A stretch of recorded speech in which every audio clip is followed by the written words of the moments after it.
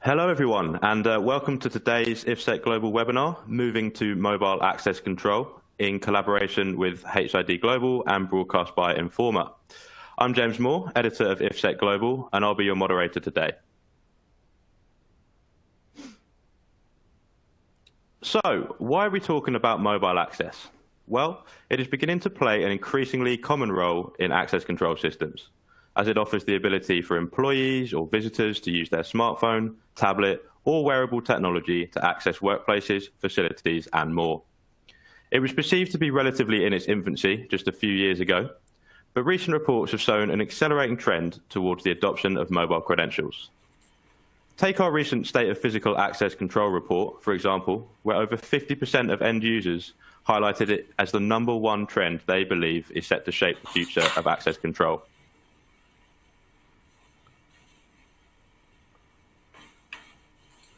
But we'll find out more about all that from today's experts. I just need to cover a few housekeeping notes first, and then we'll get started. This webinar is designed to be interactive, and you can see the agenda here. The dock of widgets at the bottom of your screen will allow you to learn about today's speakers, download resources, share this webinar via social media outlets, and participate in our Q&A session that takes place at the end of the presentation. On the resources section, we have a free copy of the Physical Access Control report that I just mentioned, just now to download, as well as a pre-recorded training video from HID on the process for issuing and revoking mobile IDs. So be sure to open them up in a new tab and browse at your leisure after the webinar. The slides will advance automatically throughout the webinar, and towards the end of it, we will ask you to complete our survey, found on the right-hand side of your screen. Please take a minute to fill this out before leaving us today, as your feedback will provide us with valuable information on how we can improve future events. There will also be a poll included during the session, so please do share your thoughts with us. And lastly, if you're experiencing any technical problems, please click the help widget found at the bottom of your screen, or type your issue into the Q&A area, and we will be glad to offer one-on-one assistance. We do recommend using Google Chrome as your browser for this platform. Now, on to the presentation. Discussing today's topics alongside myself will be Peter Walsh from HID and Allan Dawson from Avolon. Peter is the Director for End User Business and Physical Access Control Solutions at HID, while Allan is the Facilities Project Manager at Avolon, a global leader in aircraft leasing. Avolon recently moved to a brand new HQ in Dublin, which incorporates mobile access control, a project which Allan led, which we will find out more about later on.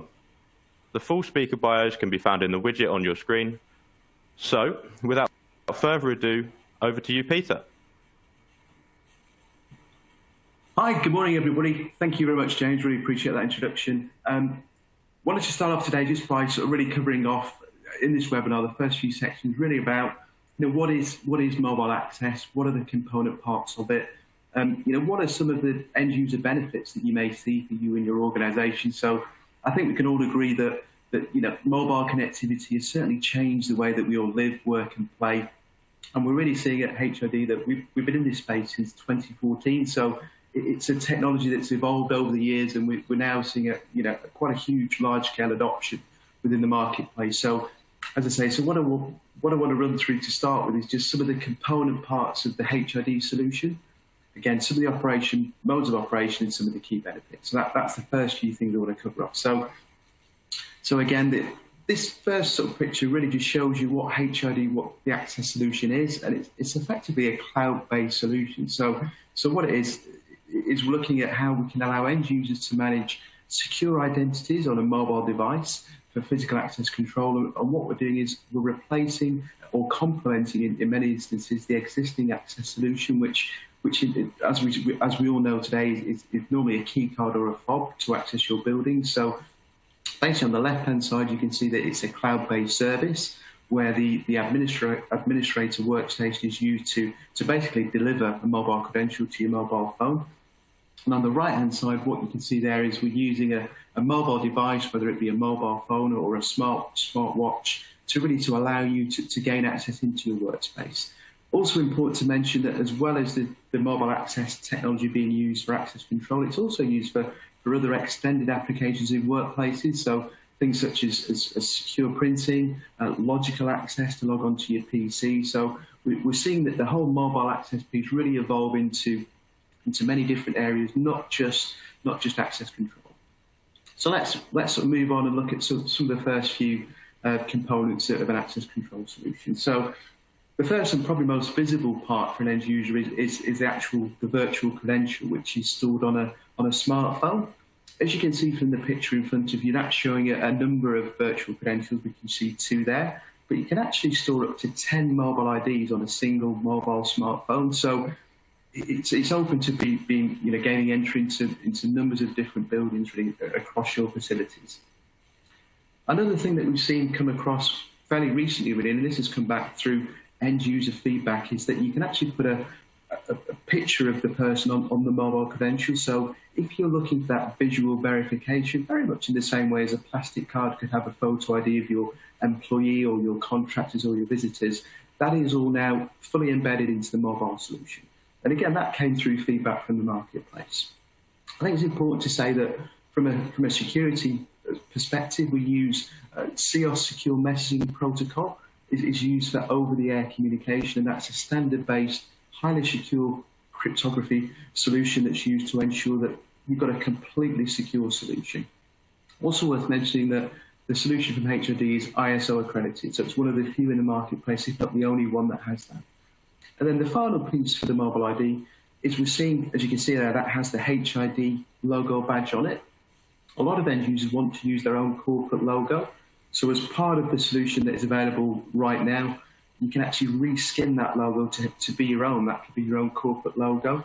And also in addition to that, we're seeing a number of end users working on our HID SDK. And what that allows us to, the software developers kit, is it allows you to put that mobile app inside your own workplace app as well. So moving on to the second part of the 4 components of access control. Oops, I just skipped on to the third part. I'll just skip back to the second. The second part, of course, is the mobile access app. Now, this is something that literally allows you to sort of deliver the mobile credential to your mobile device. And again, it's available free from your respective platform store, whether it be Google Play or the App Store, completely free of charge. You can look at it, find it, and download it now. Obviously, you'd need the invitation code from a solution for it to work. And then in terms of what devices does the app work on, it works on many, many different devices. And what HID have got is we have on our website a list of all compatible mobile devices with the latest version, all there for you to look at. So obviously, as all the major players are on there. And again, as I just covered, in terms of the SDK, you can see there that's the HID app. We're seeing real big adoption with end users wanting to put this app into their own workplace app, and that's happening more and more. And again, you can work with your integration partners or your channel partners to help you achieve that. And that we're seeing that as a real technology trend that people are building it into the workplace app. So the third part, of course, is the cloud platform. It's a cloud-hosted management portal. So we call it the HID Origo platform. This allows end users to basically to manage the mobile ID, so you can deliver them, you can revoke them, and one of the interesting things for this is that obviously this is the HID platform, but again, a lot of the large access control vendors and suppliers have actually embedded this portal into their own solution. So we have APIs available. So it gives you that complete seamless issuance of a mobile credential. And what we have done, we haven't got time today, but we've shown on at the end of this webinar, we've got a couple of videos of actually how you issue and revoke, like James said, a mobile ID. It's a very simple process. It takes literally less than a minute to download it. Gives you the app to download. It's a very simple, straightforward piece of software to do. And then the fourth piece is of course the readers. So HID, obviously famous for global leaders in readers. It may be that you've already got existing readers. They may or may not be mobile enabled or mobile ready. What you can do is work with your integration partners, because some of the earlier readers, we can put a Bluetooth module in and upgrade it to a mobile reader. However, if you have budget for a technology refresh, the timing is fantastic. We've just launched our signature range of readers called HID Signal. And this comes completely out of the box, ready for mobile access control. It's complete with the NFC and Bluetooth all wrapped in, as well as many other sort of extra features such as surface detection for metal, OSDP. It's got lots of built-in features, but specifically in terms of mobile, it helps, as you can see on the slide there. It helps us achieve even faster mobile access experiences. So this reader is really delivered for the future. There's a couple of real technology pieces in there I'd like to briefly mention. One of them is something called iBeacon, and iBeacon is integrated into the reader, and it allows the reader to poll for an iPhone in the reader's vicinity. So what that does, it literally wakes up the phone to give you that quicker, smoother access control transaction in the mobile world. And then the piece at the bottom is called enhanced contactless polling. What that is, that's all around future-proofing and support of mobile credentials in the Apple Wallet through NFC. Currently, as we all know, Apple use that for their Apple Pay, so it's not available yet in this country, or it is, however, has been released in North America for a number of universities. So, we do envisage it will be released at some point by Apple, and when it is, the HID solution is completely future-proofed and ready to go with that. A couple of things now on modes of operation. We have tap for short range or twist and go for long range. So it's a completely configurable solution that you can use to enter into your basically into your sort of doorways, meeting zones, turnstiles. So that's your traditional access control piece. But one of the extra pieces we see, and one of the extra advantages of going mobile, is that you can have long range all built in with the readers. So this is, for example, if you're entering your building through entry gates, through garages or warehouses, by a simple 90-degree rotation and using the accelerometer of the phone, you're getting up to sort of 6 to 9 meters distance in terms of read range. Completely configurable, so you can, your integrators can configure this to be whatever range you want it. But I think this is it's a huge advantage that, as well as that tap close range, you've got all ready to go. You've got this long range read built in. So previously, the solution would have been, long range readers, quite expensive. Or setting up configuration as an engineer myself, I can say was quite involved. With this solution, it's all built in and ready to go.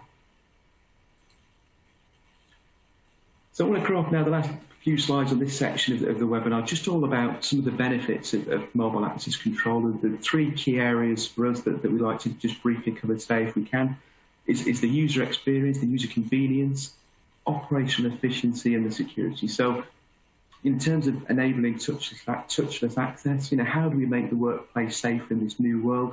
Avoid touching things that people are touching, and this hopefully will be out of this COVID solution we're in at the moment.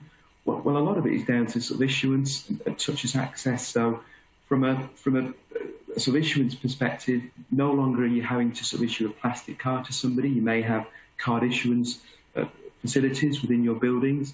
This is now over-the-air credentialing, so all of that has disappeared. In terms of, with this solution, in terms of operational efficiency, again, we can leverage the fact that mobile devices have 2-factor authentication built in. By default, you can mandate that facial, fingerprint, or PIN code is required, as well as then accessing the mobile device for your mobile ID. So that's built in as another piece. And then a few other things that you may or may not know is that on the HID access solution, one user can have access rights on up to five devices. You can have 5 devices with individual mobile IDs on.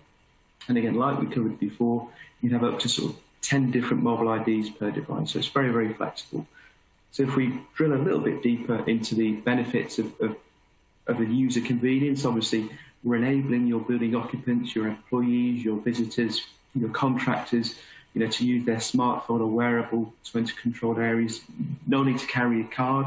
We're seeing with some utility companies, for example, they may have some remote buildings. The over-the-air issuance enables them to sort of quickly issue and then quickly revoke to contractors. And again, another thing to consider is, I think people tend to look after their phones a little bit more than they would perhaps, a card. So it just adds in that extra piece of security. And again, opening from a distance, we've covered. And also something I've learned in the mobile world is obviously widgets. With your smartphones, you can use a widget to open areas that you've got authority to do so. And then finally, there's no online connectivity required. Once you've downloaded the mobile ID, you no longer need basically any online connectivity, that will work. Second point to cover is obviously operational efficiency. With physical credential management, it's really been transformed with a digital experience. It's touchless, it's instant, it's remote, it's over-the-air credentialing. So again, you're streamlining some of these operations now with the management of your system. Like I said, you're consolidating perhaps distributed credential offices into one digital workplace. Card shipping costs obviously disappear. Card issuance costs come down in terms of hardware, consumables, labour, printing all disappears. Again, it's sustainability, isn't it? With reducing waste, lowering your carbon footprint. And another important point is we've sort of migrated from perpetual billing to what we call now subscription billing. So that is the process of billing on this particular solution that we have, and that's evolved. So if you had 5 visitors on a Monday on a subscription bill, you could literally issue 5 mobile IDs, and then when those visitors leave your premises, you can revoke them back into your pool of subscriptions and then reissue the same 5 on the Tuesday. So we think, again, that's been market-led. So we've moved across to that as a mode of operation. And then the third thing really is to do with higher security. It's basically end-to-end over-the-air delivery of IDs. It's encrypted with AES 128 encryption. So again, we haven't got time to go into too much detail, but rest assured that we bind the mobile ID to each device. Again, you can revoke over the air. But another key point that is often overlooked is CEOS is a software-based technology. So vulnerabilities, can be addressed very quickly through remote updates. So in the future, we have that capability. Hence, the big investment into CEOS as a technology. And then the last thing I want to just briefly mention, obviously, James is sort of mentioning, and you've got it in the packs today, the State of Access Control in the report. I just wanted to just highlight the fact that it's obviously 154 of your peers, the end user peers, have basically given us some of their insights into future trends as they see them. And I wanted to briefly mention on this is that, again, some of the key takeaways here is improving user convenience. So again, as well as specifying a secure solution to protect your businesses from vulnerabilities and data breaches, that user convenience has come out as a top trend, as expected. And again, we expect it to shape the future of access control. And again, the user convenience thing and the ease of use, and here we can see that mobile really is, we're getting the feedback not only from the marketplace, but we're seeing on a daily, weekly basis that there's a huge adoption of this technology. So with that, I'm going to pause on that and hand back to James. Thanks very much, Peter. All very interesting, and yeah, I very much found the results of our recent report really interesting, with user convenience very much at the top, even just ahead of security for access control. But it was an interesting read, and certainly interesting to put together. So we've just got a quick poll for everyone here, and if you could respond to this in the next 10 to 15 seconds, that would be great. So the question is, are you planning to upgrade your physical access control system to be mobile ready? Responses on your screen now, so yes, no, or already complete. So I'll just give you 5 to 10 seconds more to respond to that.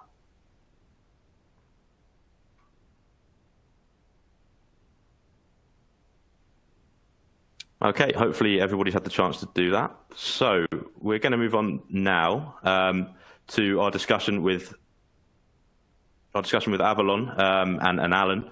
So thank you, Peter, for the presentation. And Allan has recently actually experienced a move to mobile access solution at Avolon. Allan, if I hand over to you briefly to introduce yourself and a little bit more about who Avolon are, and then we'll go into some questions. Sure. Thanks, James. Good morning and good afternoon to everyone who's joined us today. So I just want to give a brief background on Avolon as an organization. I think James touched on it earlier. We're a global leader in aircraft leasing. We were founded in 2010, so just 10 years old now. And when we were founded, we were one of the largest private equity firms globally that year. So look, we steadily grew from that base. And in 2014, Avolon was listed on the New York Stock Exchange. And that was the largest ever listing by an Irish company on the New York Stock Exchange. Further on in the journey, 2 years later, Avolon went private when it was acquired by Bohai Capital, which is a subsidiary of the H&A Group. And that generated a 55% return to shareholders who'd invested in the company in the original IPO. Avolon continued on its growth journey from that point, acquiring another leasing company in 2017, which led to our move to our new offices. And that growth was sort of at a rate of 330%. Our position was further strengthened then when RX, which is a Japanese bank, joined the shareholder pool. And that strengthening of our shareholders led Avolon to achieve investment grade ratings with the rating agencies, which allowed us to issue unsecured debt to fund our business. So that, everything fantastic, great story until 2020, of course, where COVID-19 hit, something that none of us saw coming. And as a business, we've had to react and respond to change the way we do things and adapt to the current challenges that we face in the aviation sector. So look, I think everyone's looking forward to 2021 and to hopefully put 2020 behind us for now.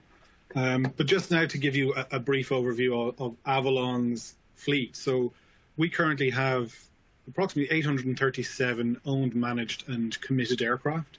So that's made up of 551 in-service fleet and 286 on-order aircraft, which we are committed to purchase.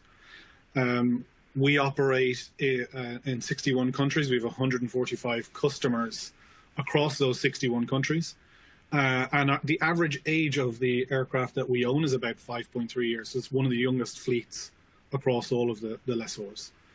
And then you can see there that we have a split across the region. So you can see that Asia Pacific is one of our busiest, EMEA following that, and then North America the Americas following that. And we have our split in manufacturer type between Airbus and Boeing.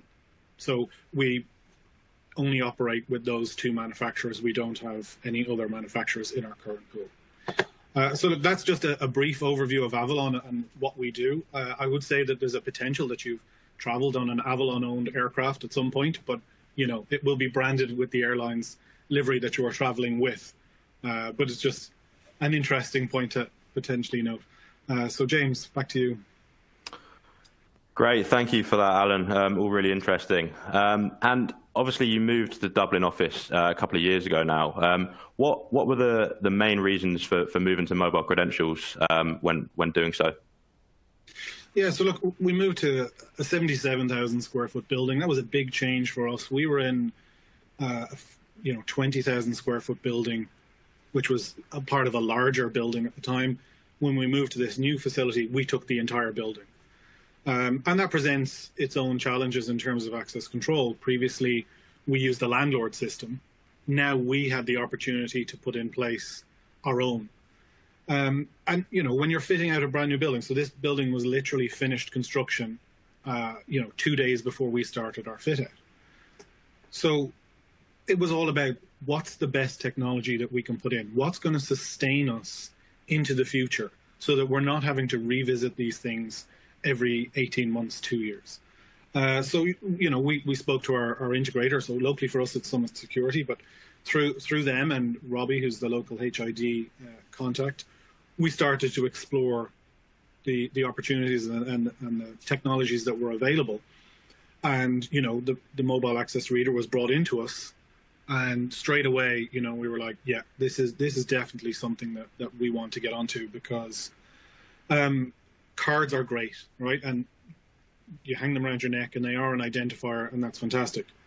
But cards are not convenient. People leave cards in their cars. They leave them in their handbags. They leave them in their other pair of trousers, and this process of constantly going through reissuing cards can be a pain. It gives, as I would say, unnecessary administrative overhead, that we could all do without. So this mobile access solution was right on point for us. In terms of physical look and feel, it's no real difference whether we use the HID or or another, but the technology that it gives us and the convenience it gives us and the security it gives us is, for us, it was a no-brainer once we went through it. Yeah, absolutely. And I know from personal experience this morning, I haven't been in the office for a while, and I was looking around for my card that was at the bottom of my bag. So I can certainly understand where you're coming from with that one. And I know you've got other offices in the world, Hong Kong and New York and places like this. Has this solution been rolled out in those offices, or is it planning to be rolled out based on your experiences? So yeah, it's everywhere. So Dublin was our initial move. But Dublin was the start of a global refresh of our real estate locations. We had a new brand that we were rolling out as well. So we moved office in Hong Kong just over a year ago. We moved office in New York 2 years ago, and we also moved office in Florida 2 years ago. So at that time, we took this solution and said, this is our standard. And we rolled it out to every location. So now we can issue a credential to someone in Hong Kong, and if they travel to Dublin, same device works, and we have the same access control backend that supports that.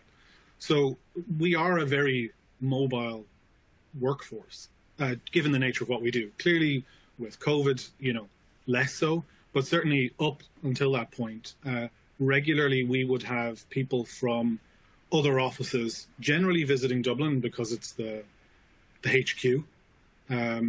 But equally, going between the other offices.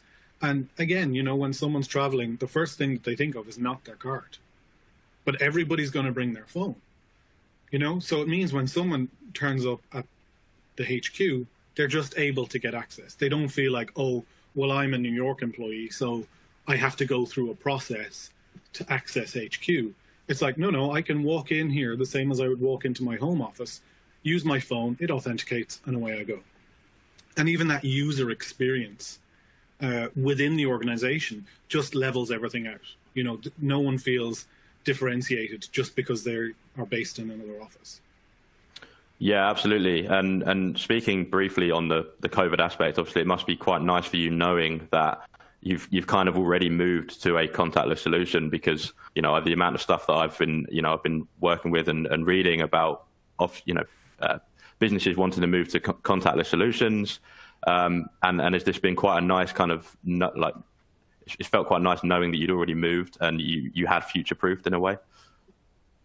Yeah, absolutely. Look, as I say, this was not part of the plan. This was not something that was considered when we were rolling this out. But absolutely, it's turned out to be something that is great for us. That you can walk up to the front door of the building, use the twist and go, and the door, it's an automatic door, so it opens. So you enter the building and you've touched nothing except your own phone, which you have control of. So absolutely, it's allowed us to reduce high touch points, which is everybody's main goal at the moment. That and putting hand sanitizer everywhere.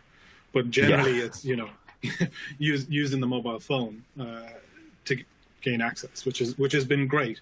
And equally, the issuing of credentials. That you don't need to have someone sitting at a computer, pulling out a card, typing the number in, handing the card over, because we'd have to have a whole sanitization process involved in that. So you're making sure that, there's no possibility for cross-contamination there. I can just go onto a computer here, go onto the Origo platform, insert the person's email address, they get the 16-digit code, punch that in, I know their number, plug that into the access control backend, and they're good. And it's a very simple, straightforward process, end to end, that delivers that mobile ID seamlessly. It's really worked well in this current scenario.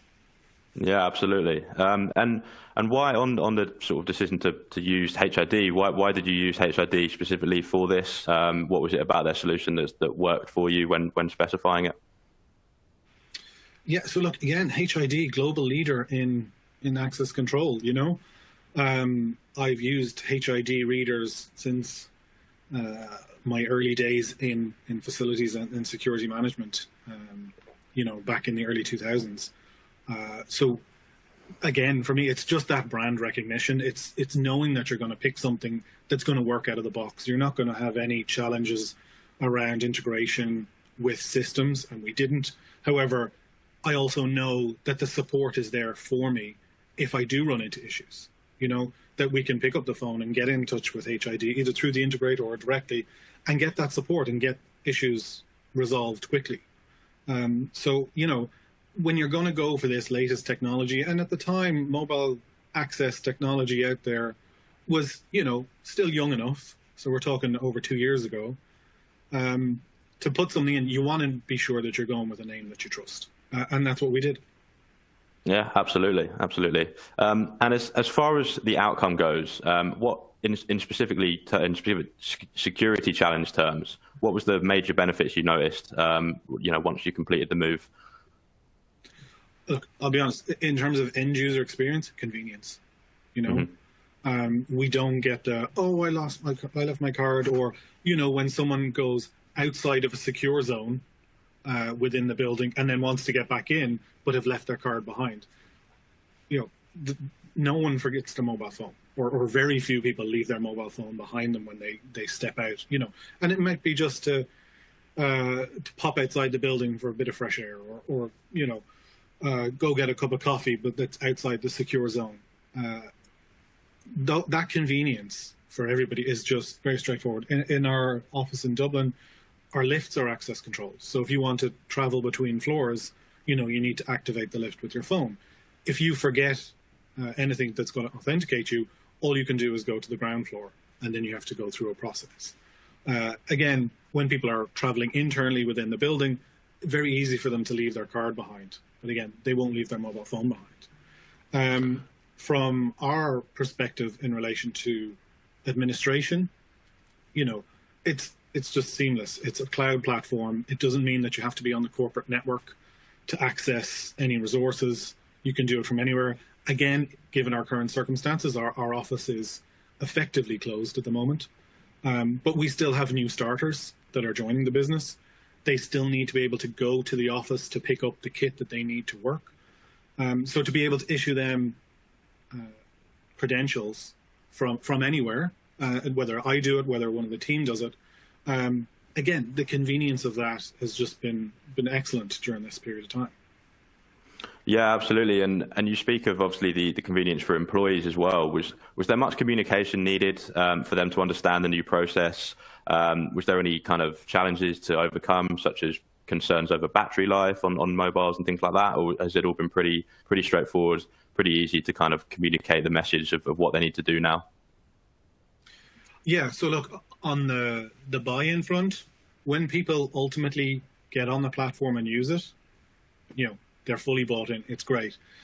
I would say from an initial rollout point of view, and it's the same, I think, with a lot of things that you need to roll out, where you require a user action, it can be difficult to get buy-in, particularly if they have something that works. So if they have their access card and it works, and this was part of our migration, we kept everybody's old access card working as they migrated across, just so that there was no interruption with their ability to access the building. But because an action was now required for them to download this, to respond, to look at the email and put the code in, you come up against a bit more of a challenge to get that done. I would say then, and rightly so, within the platform, when you issue the invitation expires after, I think it's 24 hours. So if the user doesn't input that code, you now have to go in and reissue the invite again for them to go and get up on the system. Having said that, you just need to put the pressure on the people to take the action, and actually momentum builds too. We saw that a lot where, if there was someone who didn't have it on their phone, but they got into a lift with someone or were walking up to a building with someone, and they just pulled out their phone, gave it a twist, door opened. They're like, wow, what's that? I didn't know about that. Like, you would have got an email about this. And then all of a sudden they're approaching us saying, I want that technology. That's fantastic. How do I get it? And then, so it does drive itself after a while if people aren't buying into it. You can take the step of just turning off the cards, and very quickly they'll come looking for you. And then another benefit to us, and I think Peter touched on this earlier in terms of range. So again, in our building in Dublin, to access the car park, we have a big metal gate. But it's on the perimeter of what the landlord owns. So there's no pedestal outside with a reader. So what we've done is we've placed one of the mobile access readers inside the gate. So it's secure, no one can touch it. But if you pull up in your car, again, one twist of your phone triggers the reader and the gate's open for you. So this touchless interface, again, is of a benefit, and the range that it can offer is also of benefit. Absolutely, and it must be quite interesting. It must be quite cool for when somebody's bringing someone on for a site visit or something like that. They rock up to the barriers and they can just twist their phone and the gate's open. That must be something quite interesting and a talking point for instance. It makes you look like quite a modern company, I think, from that. And in terms of visitors on the site, have they had any challenges, or have they all found it very easy to use whenever you're issuing the credentials? Is that something that you've experienced a lot of? Obviously, probably not this year, but prior to this year. Yeah, again, I would say the experience once everything is set up is perfect. It's getting the user to take that action, getting them to download the app and input the code. And like I say, we see this across the board. It's not just with this solution. Anytime you require an action from the user, if they don't have motivation to take the action, it can be a challenge. But once we get past that hurdle, absolutely. Again, I speak of our visitors from other offices coming in and just having that seamless ability to walk into the office and have access to what they're supposed to have access to. Again, if they don't have access to IT rooms or other secure rooms, same thing here, right? It's managed by the backend access control, and that is seamless, all the same. So your access levels persist, which is, again, another great thing. So if I was to think of our IT teams, if they're traveling out from Dublin to other locations, they can access the secure rooms in those other locations seamlessly, no problem. So again, speaking to the convenience of this solution. That's great. Sure. And one more thing on the convenience, it's all done centrally, right? You're using the HID Origo platform, is that correct? Yeah, absolutely. So we have multiple users. So we have users in each location purely because of time difference. If we have someone in Hong Kong that needs a mobile access credential, we're not going to wait until Dublin wakes up to issue that. But again, because it's the cloud-based platform, not requiring any specific hardware on site, the person logs in, issues the credential, and is able to manage that on their end. But then through the Origo platform, I can see everything that happens. I can see all of the mobile IDs that were issued, when they were issued, who issued them, when they were activated, and even further, you can see the mobile device that it's on. So whether it's an iPhone or an Android phone, whether it be Samsung, Huawei, whatever. So it actually gives you a lot more information than just the mobile access credentials. Great. Yeah, absolutely. And I think that speaks to security as well. I think there's enough benefit there. That's all really interesting, Alan. Thank you very much for that. We will have a bit more time to ask Alan some questions at the back end of the presentation, but we're just going to move on very briefly so that Peter can discuss how security and facility professionals can build a business case to adopting a move to mobile credentials. So, Peter, if I just hand back over to you. Yeah, thanks, James. Thanks, Alan. Yeah, fantastic discussion there. So really, really interesting stuff there. Thanks to both of you. So I just wanted to sort of end up with sort of 4 or 5 slides, really just with some suggestions, really, for the end users, of a potential path to mobile. Obviously, as part of the end user team at HID, my role really is to work with end users and help come up with migration paths to mobile and upgrading from perhaps non-secure card technology to secure card technology. So I want to just sort of cover off some of the, potential best practices and some suggestions for strategies that may help you get there either now or in the future. So in terms of best practice, just want to cover a couple of things before I show a number of the points. One of them is, in our experience, we've seen that collaboration between physical security and the IT teams has been quite important with a number of projects that I've personally been involved in, where I think we're all guilty sometimes in businesses of working in silos. I think where those two teams have worked together, I've seen some great successes. Listening to Allan again, it's fascinating, it's a great conversation, but I think a project champion within your business or within your organisation to help sort of drive and manage the project and perhaps present some of the return on investment to the exec team, lower cost of issuance. Some of the things that you may or may not be aware of is what we've recently launched is we have a 20 license trial period, so organisations are now able to onboard Mobile on Board, which is again free of charge. But you've now got this 90-day trial period with 20 licenses, so you could trial that with some of your teams. Again, proof of concepts. We see that setting up surveys within your teams to sort of get some feedback. We've seen that with lots of end users working pretty well. And perhaps, post implementation, processes in there in case people lose their mobiles and, mandating use of, dual factor authentication. So there's lots of information that we can do. But I think perhaps to start with some of the companies I've worked with, just finding out what you've got, doing a site survey, an inventory of, what technologies you may have if you've got a number of buildings, known to many, and you may be running multiple technologies at the same time. So as a first step, really just baseline and say, what have you got and what technologies, what readers, and you may take a decision that you want to support some less technologies. You may have HID procs, EM procs, Indala procs. There's lots of legacy technologies out there that you may wish to replace and upgrade with with a newer, later technology such as CEOS or DESFire. They're the two highly secure technologies that we strongly recommend end users migrate to. So again, that could be a pathway as well.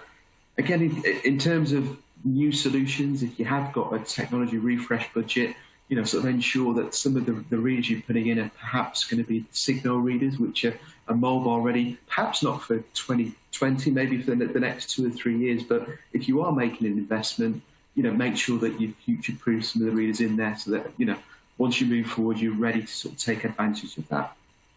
Again, start small. Personally, we've been involved in projects where you've obviously got a number of readers perhaps on your building. It may be that you just start on one floor, just have a reader either end of the building, just to run a small trial. Again, if you're looking to upgrade your systems, you don't have to upgrade all the readers at the same time. You may just say to yourselves, let's just look at the perimeter of the building and secure that and come up with a migration plan of using the older and the new technologies, and I'll cover that again on the next slide, how we can do it. So just some ideas really to hopefully share with everybody that you could look at.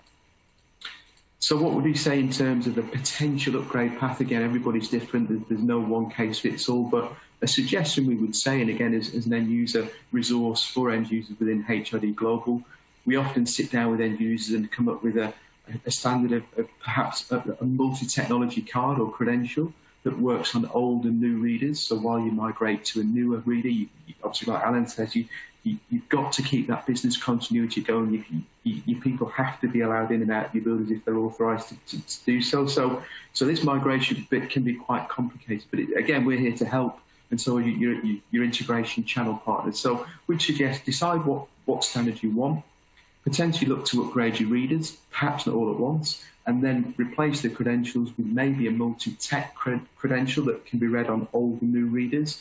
And then the end game, really, what we would suggest is you're looking to end up with a high-frequency reader and a high-frequency card, both completely secure, and getting rid of all the vulnerabilities of perhaps legacy procs, where we know, it's well known in the industry that the procs cards can be cloned with a very low-cost cloner from any of the standard websites such as Amazon. So a number of best practices that we'd consider. So something to sort of review, really. I'm going to sort of quickly cover off this last slide because I want to sort of obviously leave time for questions for Allan and myself and the team. So this is really just a suggested upgrade path, and it's one that I've actually been involved with quite a few end users that I've worked with. This graph, this slide here shows the left-hand side is your building. In the middle is for HID procs readers. On the right-hand side there, your people or your employees, contractors, visitors with a procs card. So again, a potential upgrade path here could be the bottom two readers that have just appeared. They could be the signal reader. Now that could be a multi-tech reader that can read the procs cards, but also it can read some new technology cards as well. Then at the bottom, that could be, a new technology card or a multi-tech card. But again, the key thing is making sure that these cards can be read on the low frequency and the high frequency readers. So you may secure the external part of your building and then upgrade all of your readers, as you see now, we've potentially upgraded to Signal. And what we would then suggest is recarding, with all your card holders to a secure technology such as, again, CEOS or DESFire.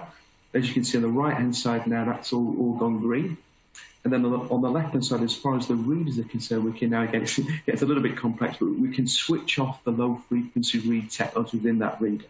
And what we've now ended up with is a completely secure high-frequency reader. And we've got the tick in the box in the building. On the right-hand side, a single technology CEOS card.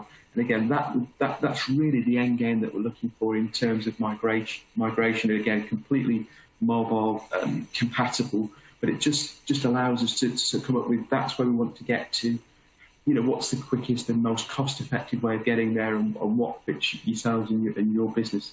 So again, it's just an idea that there's plenty of other ways to achieve this. It's just something to say that obviously as an end user team, we're here, and HOD, we're here to support yourselves, your channel partners, your integrators, who are the keys really to helping you, drive this evolution. So yeah, so with that, I'm going to sort of leave, I think I've just about hit my time now, leave the 15 minutes to the Q&A and hand back to sort of James to sort of take the question. Thanks again, Peter. Yeah, I think we're nailing it on time, so all good for that. And now we're just going to move on to the Q&A portion of the event for everyone. So we've already had some questions coming in, so thank you for that. As just a quick reminder, to participate in the Q&A, just type your question into the text box. It should be located to the bottom right, I think, of the presentation window, but in case you've moved it around, or click the Q&A icon at the bottom of your screen if you're wondering. So as an initial question, and just building off the back of what you've just spoken about, Peter, Allan, how did you find building a business case when moving to mobile access? Particularly when speaking to senior leadership team, was it an easy discussion or? Yeah, for us it was an easy discussion. Again, we were going to a grey box building. There was nothing existing there. We were operating off an existing landlord system, so we were always leaving that behind us. And again, through the build out of this office, it was about what's the best technology that we can put into this office, what's going to work best, and be future proof. And like I say, once we decided on the HID solution, which wasn't a long decision making process, it was signed off. It was very straightforward, very simple. Like I say, from a user perspective, visually, it makes no difference whether it's HID or some other brand, but just the technology that exists within it does make a difference. And the fact that we could roll out these mobile credentials and the convenience that went with it was made the decision very straightforward. And like I say, once we'd made that decision in Dublin, there was no decision-making process for our global locations. That was just, yes, that's now our standard. Roll it out to the rest, because the experience had been so positive. Yeah, absolutely. So we've got one question here, I think probably for you, Peter. Can you still gain entry if you have no battery on your phone, or how does it work in terms of battery life and things like that? It's a great question. I mean, in terms of battery life, I know on the iPhones it does have sort of hidden battery life that will still work on. But yeah, I mean, ultimately, if your battery, your phone battery life is gone, your phone doesn't work. It's as simple as that. So yeah, that's probably answered that question. I certainly know with my battery, I've got the battery pack permanently with me, so my phone never runs out of battery. But yeah, that's yeah, absolutely. And to add to that. Sorry, just to add to that as well, in terms of battery life, you also need your Bluetooth on, which is a common challenge, where users come back and say, oh, the phone isn't working, it's fully charged, it's not working.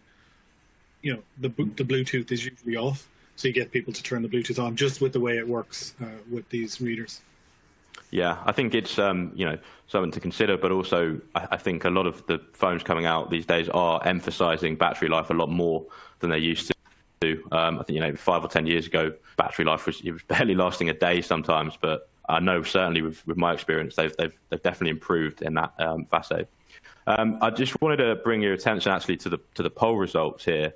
So asked earlier in the webinar, are you planning to upgrade your physical access control system to be mobile ready? There's 40% there that said yes, which, considering the potential impact of the COVID pandemic and things like this, having an impact on upgrades and things like this, I think that's relatively good. Have you got any thoughts on that, Peter? Sorry, James, could you repeat that? I do apologise. I was just looking through some of the questions then. Sorry, could you repeat that? Sorry. No, not a problem. It was just I've just brought up the poll results here, and nearly 41% of our respondents today said that they were planning to upgrade to physical access control to be mobile ready, and about 20% have, and 39% haven't. Any comments to add to that? It's quite interesting. Yeah, sorry, no, it is. I think it's very interesting. And certainly, the end users that I worked with over the past couple of years, and certainly this year as well, I've seen it. Quite a large number of end users looking in the environment we're in to sort of drive mobile and sort of move ahead. So yeah, so I think, to be honest, it's as expected. I think 40 to 50% of end users that I'm seeing and I'm working with have actually, this year, decided that they are investing in mobile access. So yeah, it sort of mirrors really what I'm seeing in the marketplace as well. Yeah. So very interesting. Good to hear. One for you, I think, here, Alan, which is relating to our discussion earlier. Are you using company-issued mobile phones or individual user personal phones? So predominantly, we use company-issued mobile phones, and we tend to issue Apple devices. That's our standard for security as well and ease of integration. However, we issue mobile credentials to every type of phone. So if we have visitors coming in, or if we have external contractors that are coming in to work on our site, we can issue them with the mobile credentials. So we do have credentials out there on all types of devices. And like I say, through the Origo platform, you can see all of the different device types that have credentials issued to them. So you can tell how many Samsung phones are out there, how many Apple phones are out there. So it's just another interesting view from that platform as to what makes up your user base. Yeah, absolutely. And Peter, from your side, would you suggest that it was company phones that were used rather than individual user sort of BYOD policies, that kind of thing? Yeah, I think, to be honest, I think it's a good question. I think each end user, takes their own advice. I'm certainly seeing a mixture of both with some end users I'm working with. I think a lot of them, obviously, if people have got their own company phones, then there's no objection. Sometimes you may get pushback if it's somebody's personal phone, but they may not want to have to put it on there. But to be honest, when you look at the user convenience and the security on it, it doesn't really seem to be a big challenge from what I'm seeing. But yeah, I think I would anticipate if you're asking somebody to put it on their own phone compared to a company phone, there may be some potential pushback on that. But as I say, I think once people see the ease of use and how it makes their lives easier and more convenient, I think people tend to sort of, as I'm seeing, people then tend to just deploy the technology. I know I certainly would. Absolutely. Thank you for all these questions. There's lots coming in, so keep them coming. One here, sort of looking at maybe the residential sector. How might the process work in a multi-tenant building? Probably one for you again, Peter. That. Yeah, no, it's a very good question. I mean, obviously the mobile ID and the mobile credential, you have a portal, so each end user has an individual portal with an individual mobile key. So the multi-tenanted building is the way we'd approach that would be, say, if it was a landlord system, for example, they could have mob key, say, number 1, the landlord's ground floor lobby areas. So mob key 1 could get you into the landlord. And then if you're a tenant on that building, you've got mobile readers on your floor, you could have, say, mob key 2, but bear in mind you can have up to 10 mobile IDs per phone. So you can have mob key 1 for the ground floor lobby area and mob key number 2 for the tenant areas. And that allows you then to get into different areas of the building. Obviously, you could then say, well, what, there's more than 10 floors, and yeah, that could be a bit of a challenge. But bear in mind, you get up to 10 mobile IDs per mobile device. So I think that's a potential solution for that potential issue. Yeah. Great. Another question here. It was mentioned that the credential number is sent by email. Is this single use, and what stops the person forwarding to someone to use on their device? I don't know if you've got experience with this, Alan. To any questions that you might have had from employees potentially? No, to be honest, yes, it does arrive. The 16-digit PIN arrives by email, and then it gets registered to the device. We haven't seen that anyone has forwarded that. It's not a challenge that we've come across. But what I would say, there is a next step. So just because we send you the 16-digit PIN and you register on your phone, that just means that when you present your phone to the reader on the same key set, it will say, yes, you are authorized to send me a signal. It doesn't mean that you're authorized to access the building. The access control backend still manages all those access levels. So when we issue the credential and verify that someone has, successfully downloaded it, installed it, we then capture that number, plug that into our access control system. So again, I think it's a 10-digit number that the phone spits out. We put that into our access control system, and that's what authenticates. So it's worth recognizing here that if you had, say, someone that left the organization and you go into your access control system and you turn off the access, even though the person might present the phone to the reader, might still, if they haven't had their mobile credentials taken away, the reader will recognize the phone, but the access system will not allow access. Great. Anything to add on that one, Peter? Have you experienced that challenge before?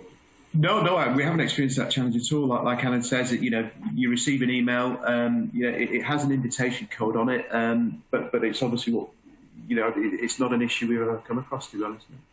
Okay. A question here: do insurers accept that this technology is secure? Probably one for both of you, but I guess Peter first. Yeah, absolutely. Yeah, I'll cover that briefly. Yeah, I mean, it's the most secure solution we have out in the marketplace. We have a lot of government and financial institutions who've deployed this, and we have independent penetration tests completed on an annual basis. We've got a whole plethora of documentation in terms of the security pieces. The Star Alliance, we use AES encryption, 128 bits. So we've got a whole documentation piece around the security of this solution. And again, bear in mind, we use COS for transmitting this, and that's a completely secure facility, and it's a software-based technology. So yeah, in terms of insurance, I couldn't answer that question, maybe that's one for Allan, but certainly I can certainly reassure everybody it's the most secure solution we have out there. We've got plenty of documentation to share, and as I say, we have independent penetration tests done on an annual basis, and lots of information we can share on the security piece. Great. Allan, did you have any? For us, yeah, it's not a concern. A physical access card versus a phone. Actually, depending on how you set up the mobile access on your phone, you can require the person to actually have unlocked the device to then grant you access to a reader. Whereas, if someone gets a hold of a card, they can just walk up and the card is immediately usable on any reader. So if anything, the mobile access in its mode where it requires the device to be unlocked is more secure than the physical card. Yeah. There's one here about, what if I lose my phone? Obviously, from the discussion today, it's very easy to revoke credentials and things like that. But what happens potentially if a user loses their phone, doesn't realise for an extended period of time? Not that likely to happen these days with the amount of people using their phones so often. But what happens with that? Is there still any additional security sort of protocols in place that you can kind of protect against that? Peter, if I come to you first. Again, all valid questions. If somebody does lose the phone, then obviously it's pretty much the same as if somebody loses the card. If you've lost your phone, I would tend to suggest people are less likely to lose the phone than they would a card. We'd suggest maybe putting in procedures that if somebody has lost the phone, that you tend to realise it a bit sooner than you would if you lost the card. So we would have to suggest maybe putting in a procedure to sort of notify the access control administrator that you've lost your phone, and as we've said before, we can revoke the mobile IDs over the air. But again, it's a valid point. If somebody loses the phone, it's going to be an issue. Yeah, and I guess it's the same as having a card, but hopefully people realise that they lose their phone quicker than really realising they lose their card. I think one for you potentially for earlier on in the discussion, Peter. Do all readers support RS485?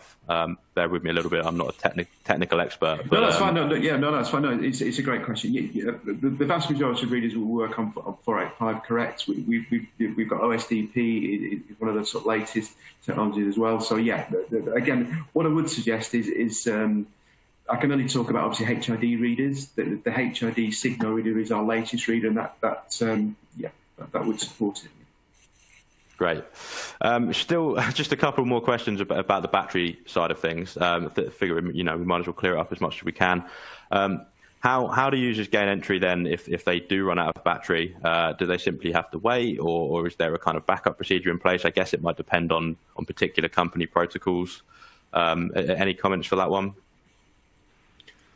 Yeah, look, if the battery's dead on your phone, you can't get in. I would say you need to make a call to one of the building key holders, but again, you've no battery on your phone, so it does present a challenge in that way. But we can't really account for that too much. We just need people to maintain battery life on their phone to access the building. Other than that, we can remotely operate doors, certainly from our point of view, because everything's in the cloud. So our back-end access control system is also in the cloud. We can operate doors remotely through apps on our phones and all that good stuff. So there are ways around this on an individual company basis, but not one that HID would be able to take care of. It's very much a end user call. James, could I just very briefly do that? There's one question that's really interesting, and somebody's asked a question about any plans for HID to develop a replacement program for those who've already invested in HID multi-class readers to replace Signo. I just want to quickly answer that one, if I may. Obviously, the Signo reader was launched. Thanks. The Signo reader was launched in 2020, fully mobile out of the box. HID multi-class, the previous readers we had, again, many of them mobile ready, mobile available out of the box. What I would say to the person asking that question is you can talk to your integrator and ask them what is the specific part number of that reader, and what they can then do, and we can work with them to help. It may be possible to upgrade it with a Bluetooth module, a BLE module, that transforms it from a non-mobile to a mobile reader if you've got some of the HD multi-class readers. So yes, so that, the Signo reader is the new evolution reader, but the older readers, I maybe shouldn't say older, the popular selling reader in the world, but the HID multi-class reader can also be mobile as well.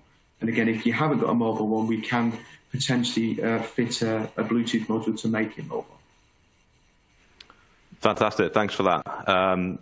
I think we've got one more. We've got time for one more question. And again, sorry we couldn't answer everything. There's been lots that are coming in, so thank you for that. If you do have any further questions, I guess we can direct them to Peter afterward. Peter, have you got a contact email just you want to pop down so that people can ask the questions? We'll if you want to read that out.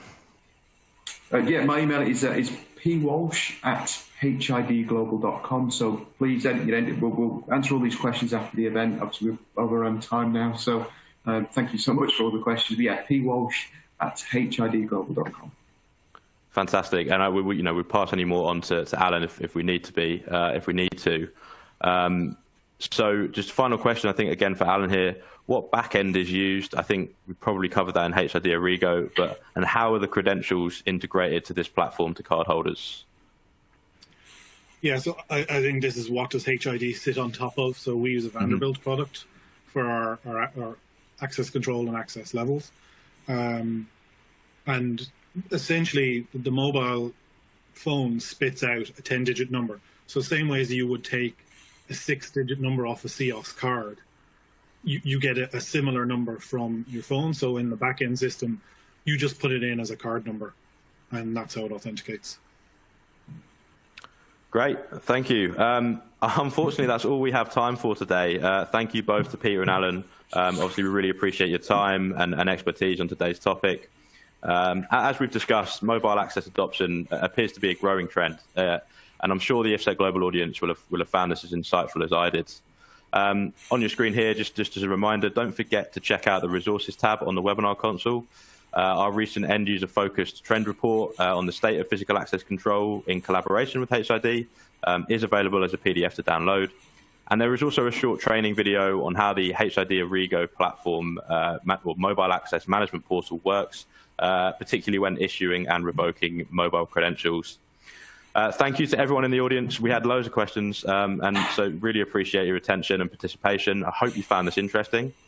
Within the next 24 hours, you should receive a personalized follow-up email with details and a link to today's presentation on demand. And please feel free to invite your colleagues and peers who may not have had the chance to listen to the event. Thanks for joining, everyone, and have a great rest of your day. Thanks, everybody. Goodbye. Thanks. Thanks.